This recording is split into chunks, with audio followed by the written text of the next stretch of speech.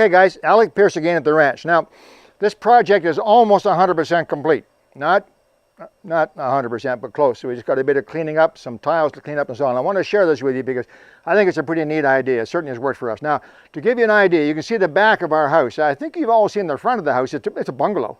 It's just a one-story bungalow at the front, but we're built on a hill. So when you come down the hill to the back, you see now we have 2 stories, right? This is actually the basement. Beautiful big rec room, a 30 by 30 rec room. Oh yeah, I think you've seen it with some of my animals and so on. Anyway, so we built a deck. Then we put a deck around the house. You can see the deck there, our cedar deck. It's 1,100 square feet of cedar, by the way. The house is not big, but it's a big deck. And we put the deck all the way around. And to hold the deck up at the back, we had to use posts, actually all the way around. But certainly at the back, we had these posts across here. Now, when the house was first built 15 years ago, there were 9 posts. 1, 2, 3, 4, 5, 6, 7, 8, 9 posts. And it was fine, you know, it certainly held the deck up. That deck was not very heavy.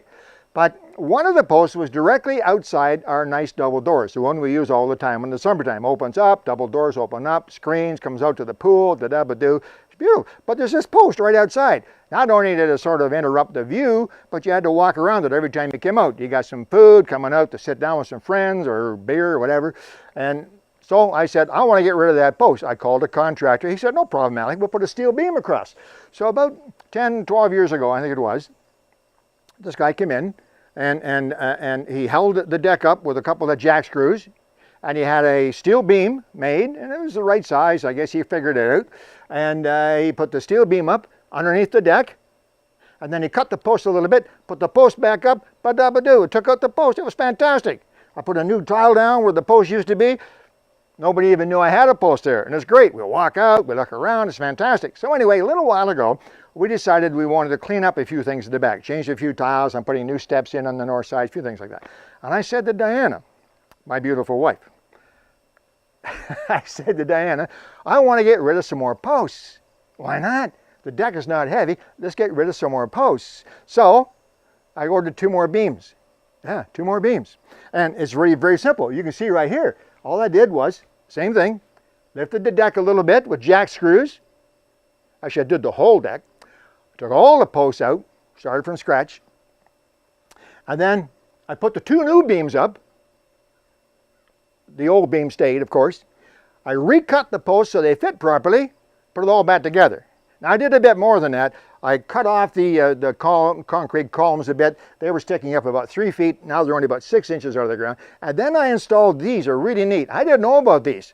And I've been building and so on for a long time. I didn't know about these, but they're really, really neat. Kevin, see if you can get a look here. You see this? Somebody mentioned this, this post support, adjustable post support. I think that's what it's called. You can find them on just Google it. And this for decks and whatever.